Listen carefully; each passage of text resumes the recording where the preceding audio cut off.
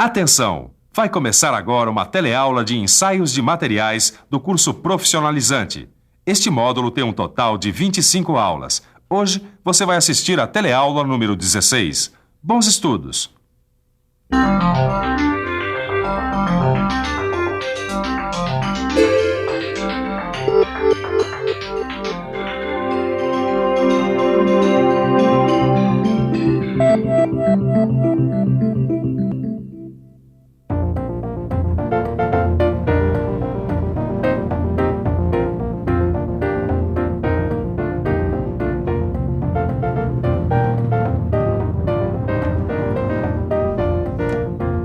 Os carros brasileiros têm que ter a suspensão reforçada por causa do péssimo estado de conservação das nossas ruas. Imagina se a gente tivesse que contar nos dedos quantos impactos as peças de um carro como este aqui têm que resistir para trafegar numa rua assim. Ensaio de impacto é exatamente este o tema desta teleaula.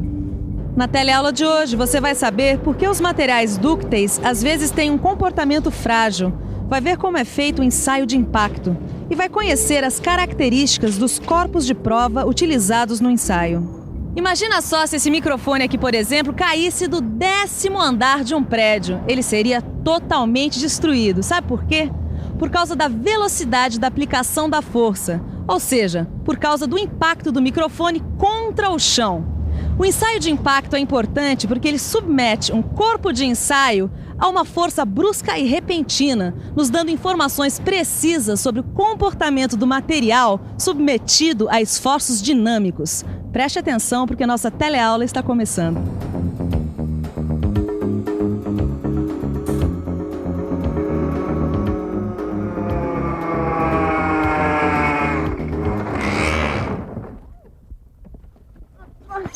Tudo bom, Neuza?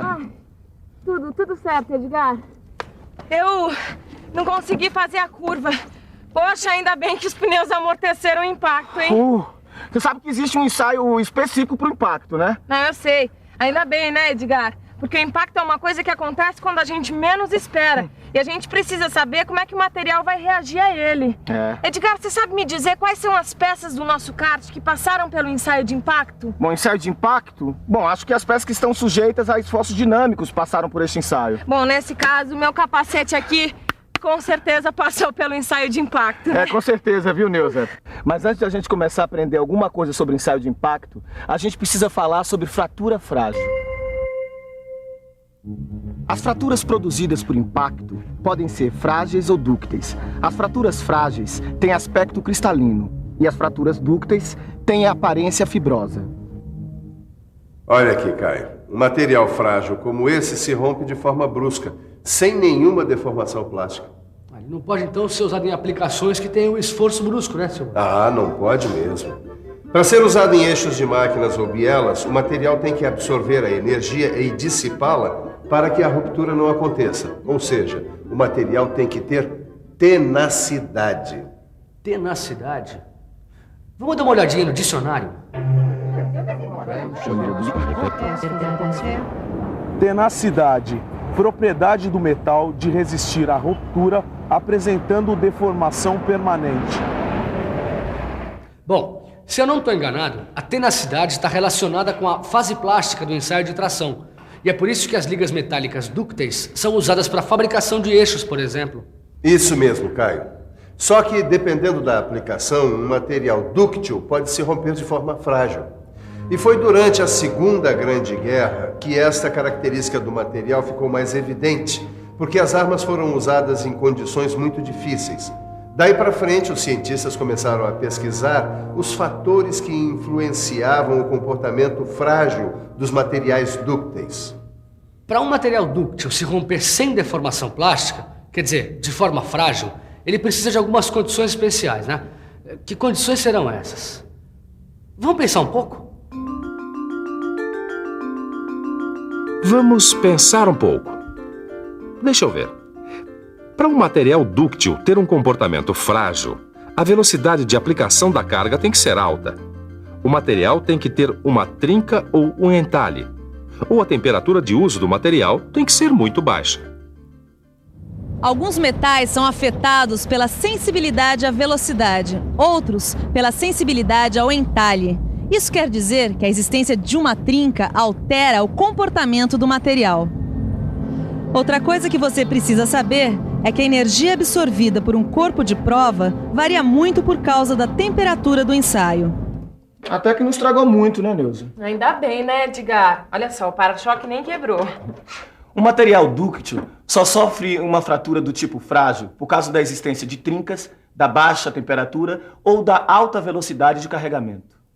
E o ensaio de impacto, onde entra nessa história, Edgar? Ele é um dos ensaios que nos permite estudar os efeitos das cargas dinâmicas. Dá também para medir a tendência de um material de se comportar de maneira frágil.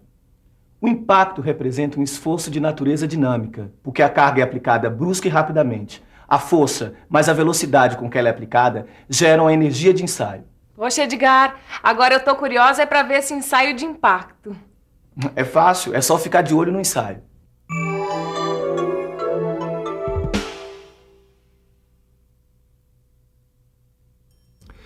No ensaio de impacto, um esforço de choque de valor conhecido é aplicado sobre uma amostra do material para que seja medida a quantidade de energia. O método mais usado para ensaiar metais é o golpe desferido por um peso em oscilação.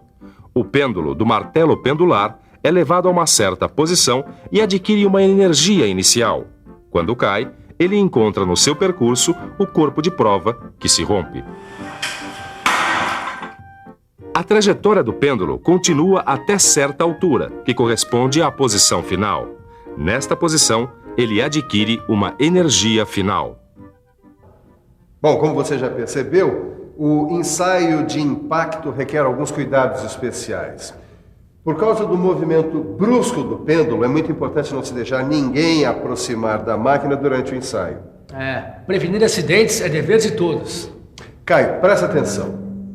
No ensaio de impacto, a gente tem que entender que a diferença entre as energias inicial e final corresponde à energia absorvida pelo material. De acordo com o Sistema Internacional de Unidades, a unidade de energia adotada é o joule. Agora, se a máquina for antiga, a unidade de energia poderá ser apresentada em quilogrâmetro. Tá, e essa escala aqui, hein?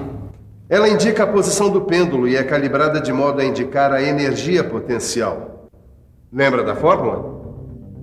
Energia potencial é igual a massa vezes aceleração da gravidade vezes altura. Bom, vamos ver se eu entendi. No ensaio de impacto já são conhecidas a massa do martelo, a aceleração da gravidade e eu conheço também a altura inicial. A única variável que eu não conheço é a altura final. Que a gente vai conhecer justamente através do ensaio de impacto.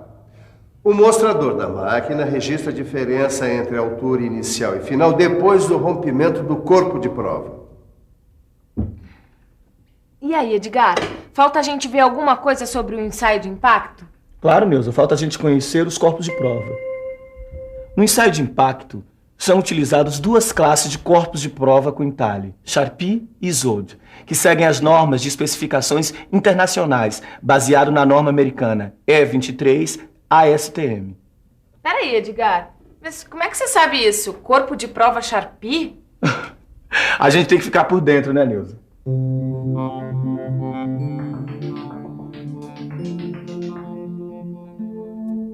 Os corpos de prova Charpy estão divididos em 3 subtipos, A, B e C, de acordo com a forma de entalhe.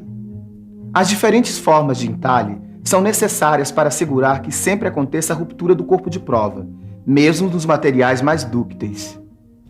Mas por que tantos corpos de prova diferentes, hein, Silvão? Ô Caio, porque se a queda do martelo não provocar a ruptura de um corpo de prova como este, então o ensaio terá que ser repetido com outro tipo de corpo de prova, que é o tipo C.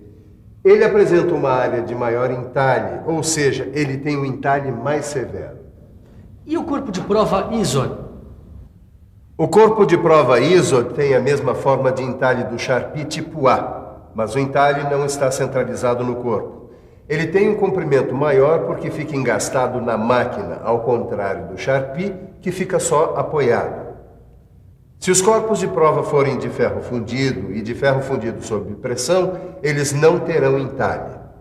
Quer dizer que o ensaio Charpy e o ISOD são praticamente iguais? A única diferença é que no ensaio Charpy, o golpe é desferido na face oposta ao entalhe. E no ensaio ISOD, o golpe é desferido no mesmo lado do entalhe. O ensaio de impacto não fornece um valor quantitativo da tenacidade do metal, porque as dimensões do corpo de prova, a forma e o tamanho do entalhe usado determinam um estado de tensão que não é distribuído de modo uniforme pelo ensaio. Bom, para a gente chegar a conclusões confiáveis a respeito do material ensaiado, é recomendável fazer o ensaio em pelo menos 3 corpos de prova. Pois bem, agora você separa 3 corpos de prova enquanto eu preparo a máquina. A gente vai fazer um outro ensaio de impacto, mas você não sai daí não, porque agora é hora da revisão.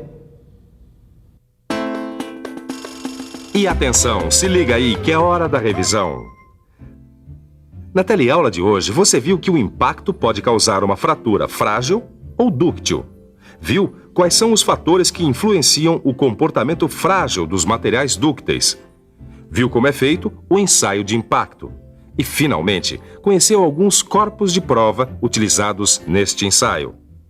Bom, hoje a gente aprendeu bastante coisa sobre o ensaio de impacto, mas por enquanto é bom você saber que se a temperatura do local do ensaio variar, podem ocorrer sensíveis alterações no comportamento do material. Mas este é um assunto para a próxima teleaula. Por enquanto, faça frio ou faça calor, dê uma boa olhada no seu livro de estudos e faça os exercícios. Até a próxima teleaula e tchau!